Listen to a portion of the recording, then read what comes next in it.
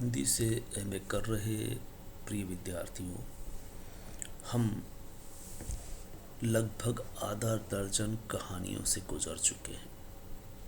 आज हमारा ये विशेष व्याख्यान है कि उन कहानियों में जो नायिकाएं आई हैं, सिर्फ उनके नेचर, करैक्टर, चरित्र के बारे में हम चर्चा करने वाले हैं।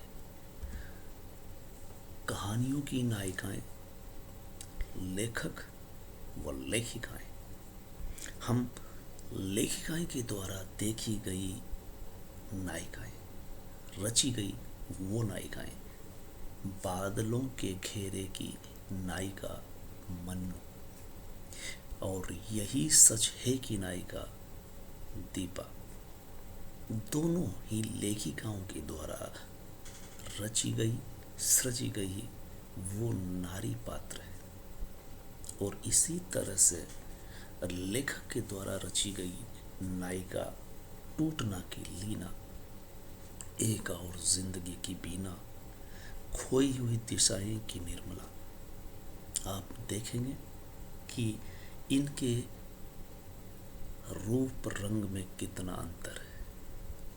हाँ, एक और बची है निर्मल वर्मा की परिंदे कहानी की लतिका। लतिका बेशक एक नायिका के रूप में है और वो बादलों के घेरे की मन्नू, यही सच है कि दीपा से तुलनीय है। लेकिन हम यहाँ पर कुछ इन चंद नायिकाओं के बारे में चर्चा करेंगे। सर्वप्रथम हमने बादलों के घेरे कहानी पढ़ी थी। उसकी नायिका मन्नू बीमार रहती है।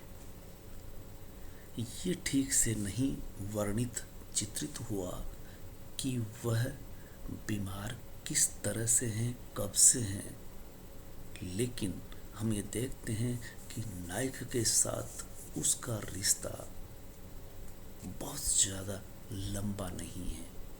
प्रेम किस तरह से हुआ और किस तरह से टूटा, इसके बारे में भी गहराई से नहीं विचार किया।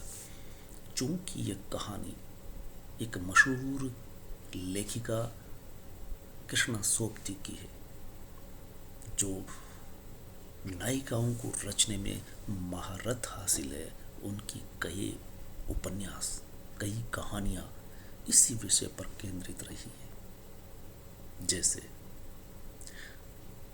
दीपा मन्नू भंडारी की यही सच है कि दीपा जिस तरह से पाठकों की निगाह में बसती है, वो मानीखेज है।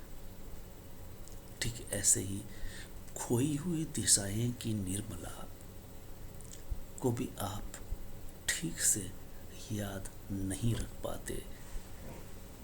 बेशक खोई हुई दिशाएं की निर्मला एक लेखक की, उस नायक की पत्नी है जिसे वो पहचानने का प्रयास करता है, और जबकि वह पूर्व प्रेमिका के पास भी जाता है, पर उसे वहाँ भी वो एहसास नहीं होता जो पहले हुआ करता था। यानी अजनबियत का शिकार नायक अपनी पत्नी में पहचान खोजता है। यही सच है कि दीपा इस अर्थ में काफी मायना रखती है। दीपा पर मन्नू भंडारी पूरी तरह से कहानी के शुरू से लेकर के अंत तक दीपा पर केंद्रित रहती है। ये ओवरऑल ऐसी कहानी है जो दीपा नायिका के इर्द गिर्द बुनी गई है। कृष्णा सोपती की मन्नू इस तुलना में ठीक वैसे ही है जैसे एक और जिंदगी की बीना आपको दिखाई देती है, कि बीना पर जैसे कहानीकार का केंद्र बिंदु नहीं है, बल्कि प्रकाश पर है। और बेटे पलाश पर है।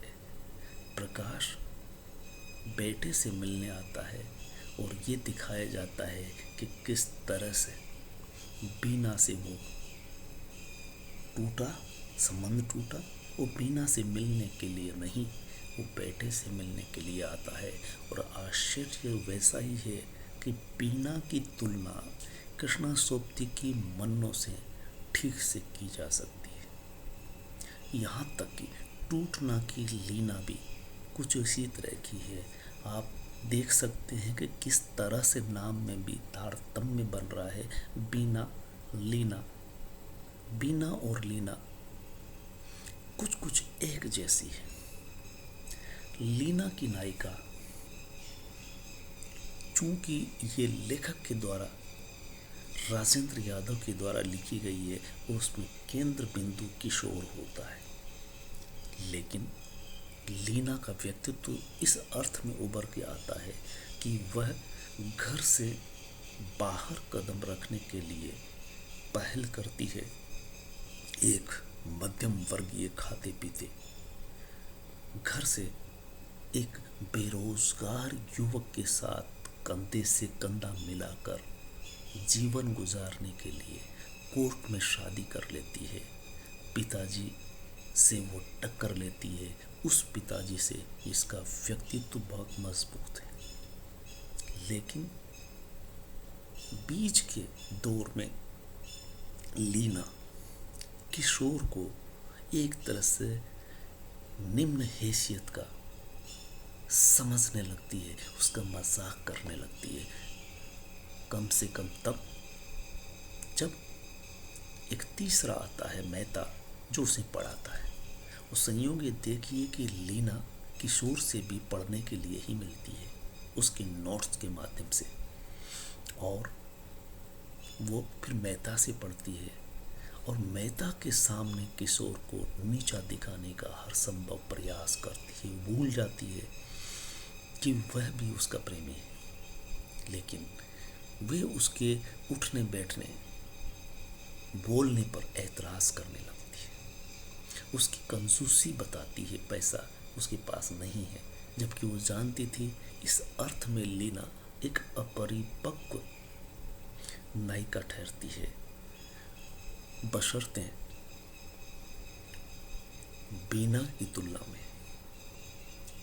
इस तरह से किशोर के केंद्र में लीना नहीं रह जाती है जब वो अपना मकाम हासिल करता है और लीना कहानी में हाशिए पर चली जाती है। या केंद्र में किशोर रहता है और किशोर की निगाह में लीना कुछ भी नहीं रह जाती है, बल्कि लीना के पिता जब नहीं रह जाते हैं तो पत्र लिखती है और उस पत्र के माध्यम से वह लीना को याद करता है। बल्कि जो कहें कि लीना और किशोर के बीच में टसल पहले हुआ होगा, बाद में वो कहता है कि वो जब लेक्चरर बन गई और जब वो चाहे तो मेहता से शादी करे, उसे कोई एतराज़ नहीं, वो कुछ भी करे किशोर को एतराज़ नहीं होगा। वह तो सिर्फ दीक्षित से नफरत करता था। या लीना की तुलना में किशोर को प्रमुखता मिलती है।